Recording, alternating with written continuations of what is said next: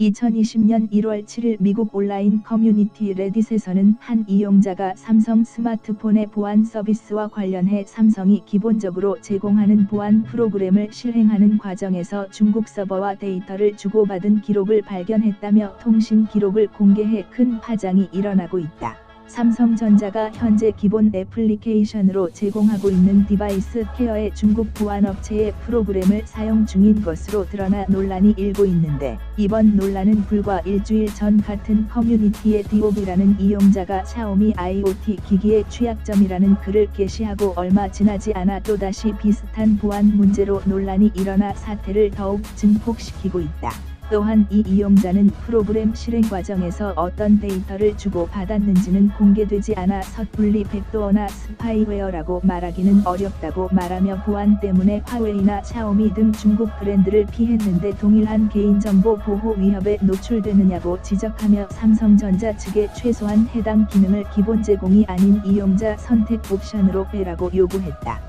이에 삼성은 중국 보안업체와 저장 공간 관리 기능에 대한 제휴를 맺은 건 지난 2018년이라며 새로운 앱을 정리할 때 어떤 것이 정크 파일인지 확인하려면 업데이트되는 데이터베이스와 대조해봐야 하기 때문에 접속하는 것이라며 360 시큐리티가 DB 보유량이 가장 커 제휴를 맺고 해당 기능을 제공 중이라며 실제로 어떤 정보가 오고 가는지 삼성 측에서 확인하고 있는지에 대해서는 어떤 정보가 오고 가는지는 알고는 있지만 구체적으로 어떤 정보인지는 외부에 공개할 수는 없다며 말을 아꼈다. 현재 논란이 되고 있는 해당 프로그램이 적용된 모델은 지난 2017년 출시된 갤럭시 S8, 갤럭시 노트 8, F1을 포함해 2018년 이후 출시된 모든 갤럭시 스마트폰 및 태블릿 PC로 알려지고 있다. 또한 이번 논란은 앞서 애플이 수년간 우리는 고객 암호가 그들의 개인정보 보호를 위한 유일한 수단이라는 점에서는 지켜왔다라고 말하며 중국에 대해서는 시장을 얻기 위해 고객 정보를 제공하는 방식으로 굴복해버린 애플의 이중성에 대한 비판을 받았었는데, 애플은 2018년 2월 중국에 사는 자사 고객들의 개인정보가 대량으로 담겨 있는 아이클라우드 계정을 중국 국영서버로 전격 이전해 2015년 기준 1억 3천만 명에 달하는 개인정보가 중국의 사이버정보보안법에 의해 중국 정부가 애플의 정보에 대한 접근권을 갖게 되면서 애플이 그동안 FBI의 요구를 끝까지 거부하며 보안을 둘러싼 애플과 FBI의 대립을 보여줬던 모습과는 전혀 다른 태도를 보이면서 세계 매출 2위의 방대한 중국 시장을 놓치지 않기 위해 중국 당국 압력에 결국 굴복해 큰 논란을 겪어왔었다.